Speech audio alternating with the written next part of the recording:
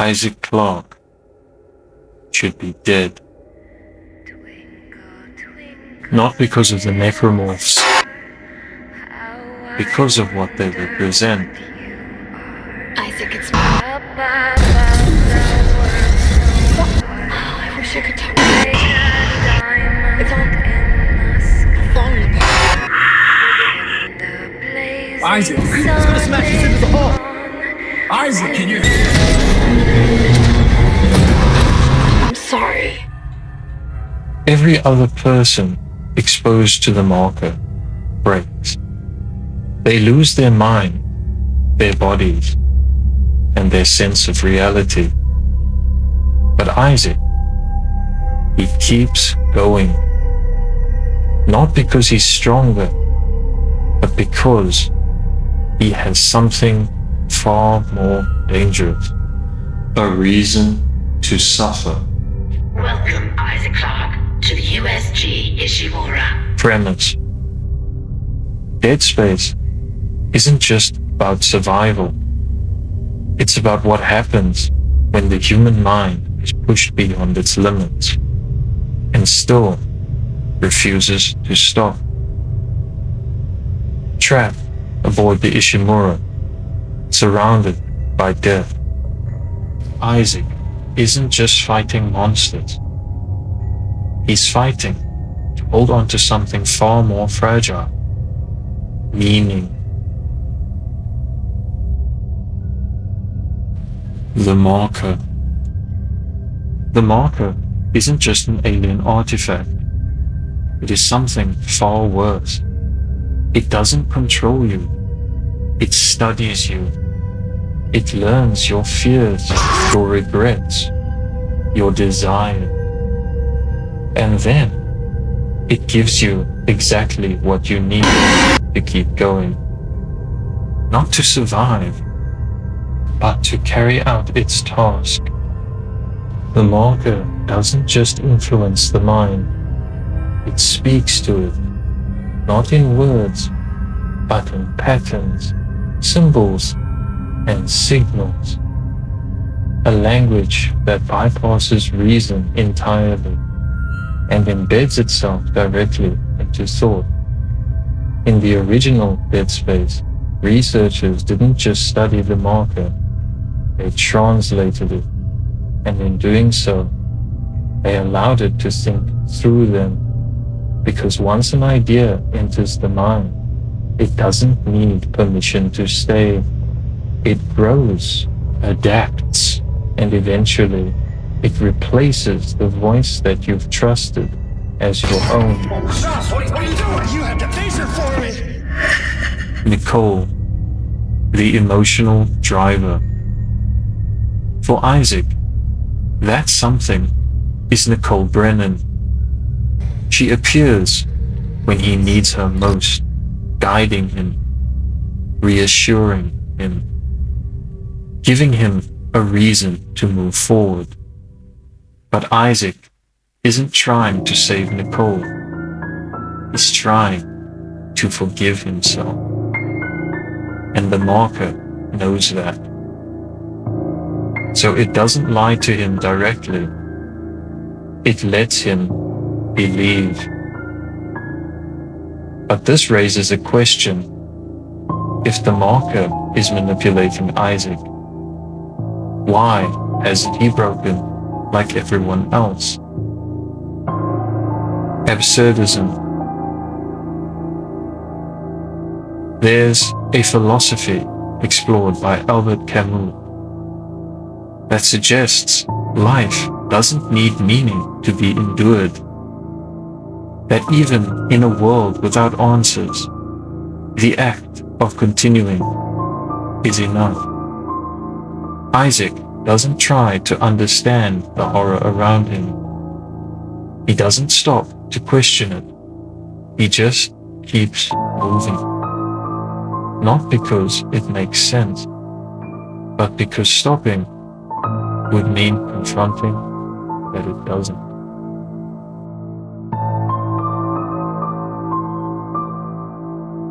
Engineer versus soldier. Isaac isn't a soldier. He's an engineer, a problem solver. He fixes what is broken, even when the thing he's fixing shouldn't be fixed at all. Scale and impossibility. Isaac Clarke was not trained for war, and yet everything he faces aboard the Ishimura feels like a war. Creatures larger than him, stronger than him.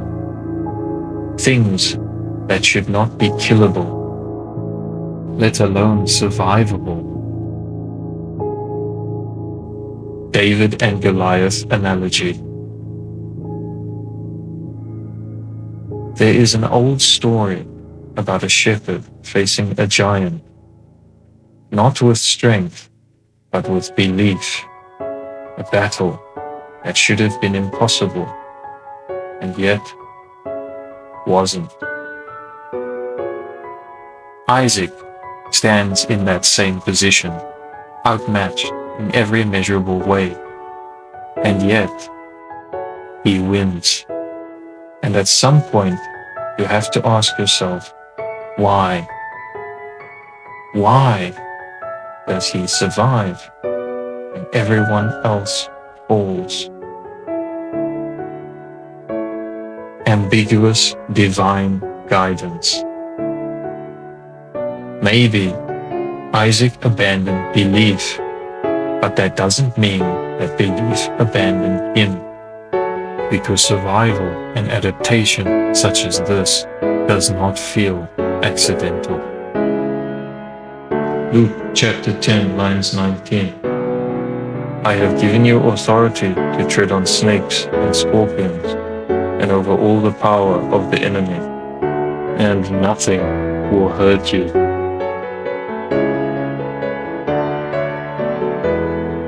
Dropped into an environment that he doesn't understand and surrounded by things that should kill him instantly, Isaac doesn't just endure, he evolves.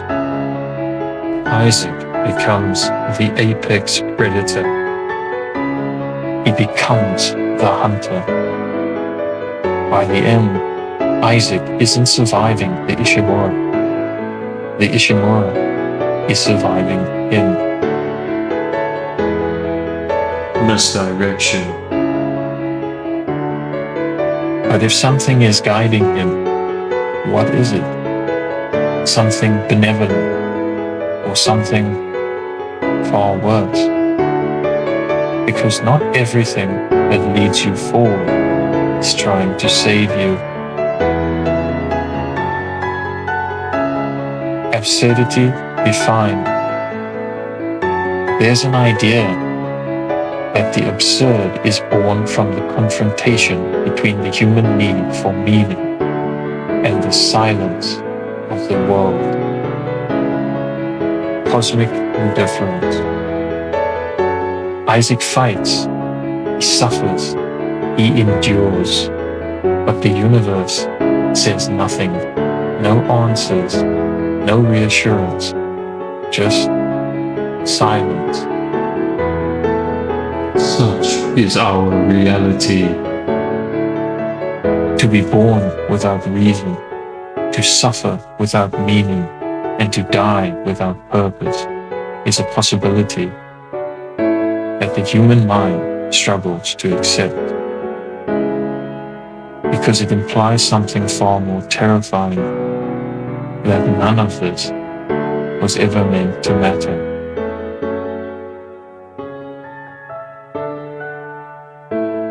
So, when something finally does offer meaning, even if it's a lie, it becomes almost impossible to refuse. Make us one. Make us whole. False hope. The realization. Because the truth is that Isaac was never stopping the marker.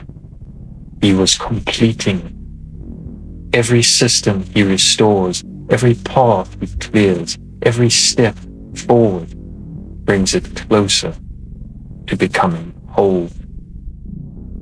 There comes a moment where survival stops feeling like a victory and starts feeling like a mistake. Thank you, Isaac. Because Isaac realizes he was never the hero, only the catalyst. Nicole. We're whole again. Human arrogance. There's an idea from Fyodor Dostoevsky that the devil doesn't need to exist because man is capable of creating one in his own image and likeness. And in Dead Space, that's exactly what happens. The greatest danger wasn't the marker. It was humanity believing that it could understand it. When people cried out for meaning, something answered, not with silence, not with patience, but with certainty. And that was enough, because certainty is far more comforting than truth. Misplaced faith, Unitology. The followers of Unitology weren't just deceived, they were searching. Because in a universe that offers no answers, belonging can feel more important than the truth. In 2214, a geophysicist named Michael Altman made a discovery that would change history. Buried at the impact site of a crater near the Yucatan Peninsula, he uncovered a divine alien presence, the Marker. The Marker spoke to Altman and revealed a plan that would unify mankind and lead them to a bright new future. By the millions, people flocked to hear more about the Marker and the unity it promised after Michael Altman told the world of his profound discovery. But there were those who felt threatened by Altman's message. On March 15, 2215, Altman was assassinated and thus became the first martyr for the Church. As we await glorious convergence, it is important to continue to nurture our relationship with the Marker and understand the future it is preparing for us. The Marker calls to all of us. It is our duty to approach it with an open heart and open mind. They didn't reject God, they replaced him, not with something divine, but with something that answered faster. A voice that shouted over a truth that only ever whispered. Convergence as false salvation. Unitology promises convergence, a return to wholeness, a return beyond death. But what it offers is not salvation. It is erasure. Individuality dissolves. Identity collapses, not into peace, but into function. A collective organism masquerading as transcendence. Because the most dangerous lies aren't the ones that frighten us, but the ones that comfort us. But Unitology isn't unique. Not really. Because throughout history, people have always searched for meaning. And when that meaning isn't found, something else steps in to provide it. Not always truth, but something that feels like it. There are belief systems like Scientology that present themselves as pathways to clarity, to purpose, to becoming something more. Promises of potential, of transformation. and of answers. And they don't target the strong, they target the searching, the uncertain, the desperate, because those are the people most willing to believe. Unitology functions in the same way. It doesn't force belief. It offers relief, a promise that death isn't the end, but the beginning of something greater. And when someone is faced with meaninglessness, that promise becomes irresistible. There's a reason idolatry is warned against so strongly. Not because belief itself is dangerous, but because misplaced belief is.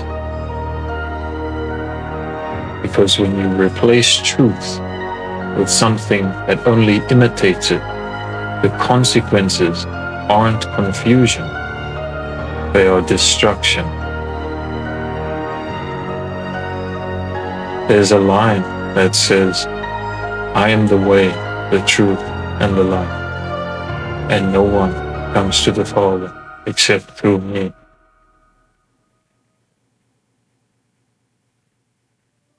Not as a restriction, but as a warning. Because what happens when that warning is ignored? Is it punishment or consequence? Dead Space doesn't show a world being punished. It shows a world experiencing the result of what it chose to believe. Through death, everlasting life. False gods. The marker doesn't demand worship, it earns it by answering questions faster than truth ever could, by offering certainty where there should be doubt. A voice shouted and they followed it, not because it was right, but because it answered. And once belief is placed in the wrong thing, it doesn't just mislead you, it reshapes you. And by the time you realize, it's already too late. Suicidal ideation. Consumption as the ideal form of love. There's a thought explored by Alan Watts that to truly love something is to want to become one with it. I love you so much that I could eat you. But in Dead Space, that idea is taken literally. The marker doesn't misunderstand love, it perfects it. Not as connection, but as consumption. Necromorphs. Are necromorphs evil? Or are they simply doing what they were made to do? A knife inherently is not evil, but in the wrong hands, it becomes indistinguishable from it. The necromorph consumes without thought, but humanity chooses. And in Dead Space, it chooses to become the very thing it fears. The weight of creation, the Kratos parallel. But there's another way to look at Isaac Clarke, not just as a survivor, but as something far more troubling. There's a man who understands this kind of burden. Kratos, a man who lost everything, and in his grief became the very thing he hated. What can I say to you? God of pain. of suffering, of destruction. Both men were driven by love, and both became instruments of destruction because of it. Guilt and forgiveness. What happens when you realize you didn't just fail to save the world, you helped end it? Could Isaac be forgiven? Not by humanity, but by something higher. And more importantly, could he forgive himself? You lost everything. And everyone. You became... There is no forgiving you. You chose!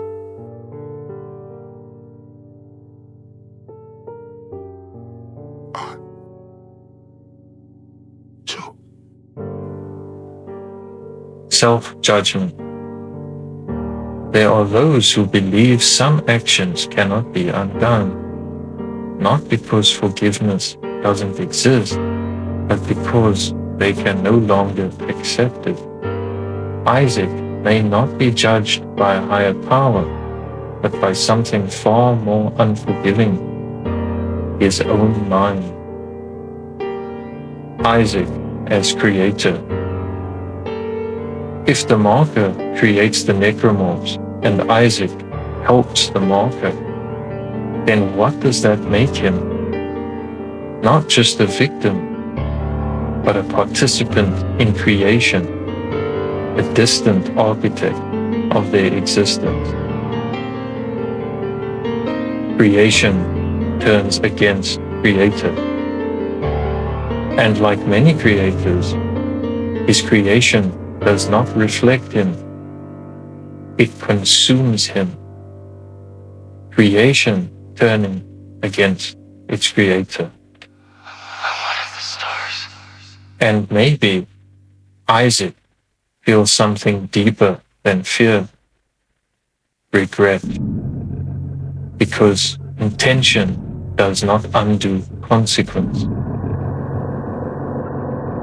Trauma and repetition.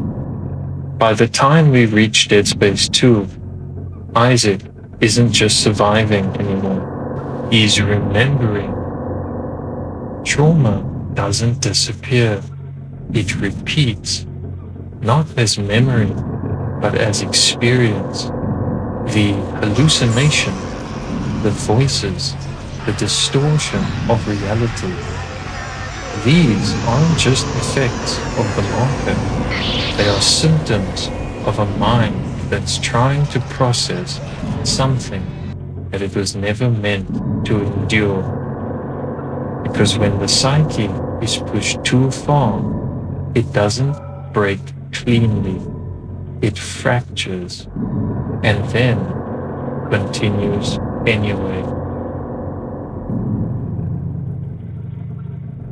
Identity. In Dead Space 2, something changes. Why'd you come looking for me if you knew I was dead, Isaac? Did you think I would forgive you? Get out of my head. You're not Nicole! Who am I, Isaac? It isn't Nicole asking the question, it's Isaac. And for the first time, he answers. It isn't a question of memory. It is a question of authorship. Are his thoughts his own, or were they placed there, shaped, guided by something else? Because if your reality can be rewritten, then so can you. And if that's true, then identity itself becomes unstable. There's another possibility, one far more unsettling, that Isaac doesn't endure in spite of suffering, but because of it. that somewhere along the way, pain stopped being an obstacle and became direction. Because if suffering gives you something to hold on to, then losing it might mean losing yourself. The marker has mirror. Maybe the marker doesn't create anything at all. Maybe it reveals. It doesn't invent fear, it amplifies it. It doesn't create obsession, it feeds it. And it doesn't control humanity, it reflects it. Every hallucination, every act of violence, every moment of blind faith already existed. The marker simply removes the illusion that we were ever in control.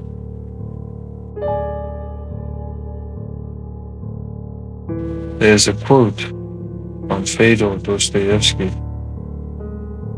I love mankind, but I find, to my amazement, that the more I love mankind as a whole, the less I love man in particular.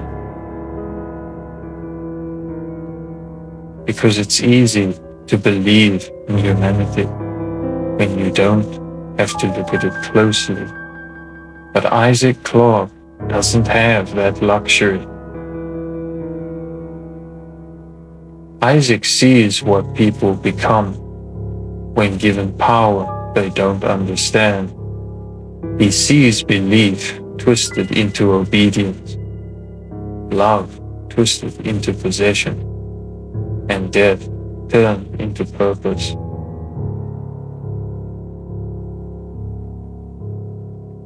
A dangerous question. And at some point, a question begins to form. Not one he speaks, but one that lingers beneath everything he does. What if humanity isn't meant to survive this? Not because it deserves punishment, but because it cannot escape itself. Isaac's psyche, self-distrust. Isaac doesn't trust the marker, but he doesn't fully trust himself either, because the most terrifying realization isn't that something is controlling you, it is that you might agree with it. By the time we reach Dead Space 3, whatever faith Isaac once had in systems and in people, and perhaps in anything beyond himself, is gone. Yours is the last body we need to be reborn. The Makers must be absorbed. The Makers? You mean me? But Strauss said we could destroy the marker. Not if we consume you first. God damn it, I trusted you! Fuck you! And fuck your marker! Not a rejection of one lie, but of all of them. Nihilistic Edge. No salvation, not from God, not from the marker, and maybe not even from himself. Because when you've seen enough, when you've endured enough, belief doesn't just fade, it fractures, and what's left isn't clarity, it's silence. And in that silence, one truth remains. Isaac never chose to end humanity, but he was forced to confront whether or not it could save itself. Final collapse. Maybe there is no contradiction, or maybe the contradiction is the point. Isaac Clarke set out to save the woman he loved, but in doing so, he helped build the very thing that took her from him. He believed that he was carrying the weight of the world, but in truth, he was carrying its end. The marker never needed to win, just needed someone willing to believe. And Isaac did, not because he was weak, but because he was human. Come on, man! What's this? This is all I got left! Inflection. Isaac Clarke set out to save the woman he loved, but in the end, he couldn't even save himself. You know what? Go to hell, Isaac. I'm already there. Not from the marker, and not from the lies, and not from the truth. Because the truth is, Isaac was never fighting monsters. He was fighting belief. Forget it, Isaac. There's no fixing this. Let her go, Daniels. Let who go? Can't you see how delusional you are? Isaac, it's me. Oh, I wish I could talk to you. I'm sorry. I'm sorry about everything. I just wish I could talk to someone. It's all falling apart here. It spoke. But then it listened. Why can't I see you again, Isaac? I loved you. I always loved you.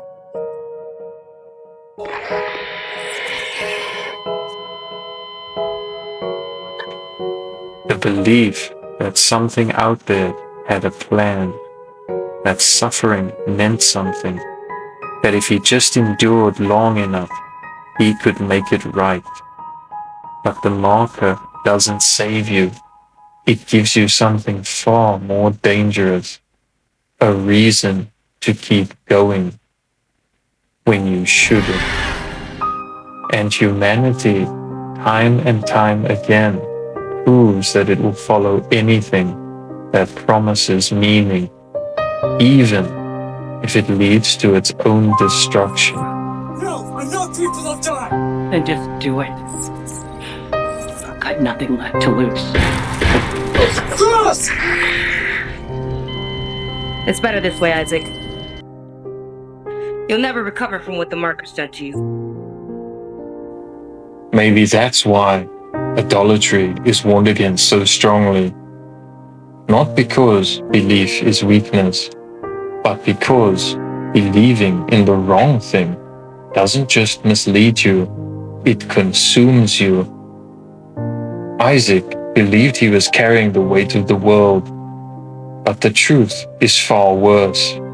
He was carrying its end, and still he kept going. Not because he was chosen, not because he was saved, but because he was human. And maybe that's the most terrifying part of all.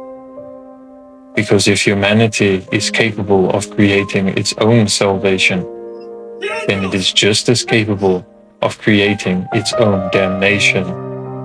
And in the silence that follows, when no answer comes, when no God intervenes, one question remains. Were we ever abandoned, or did we simply choose to follow something else? Like and subscribe for more Jabroni content.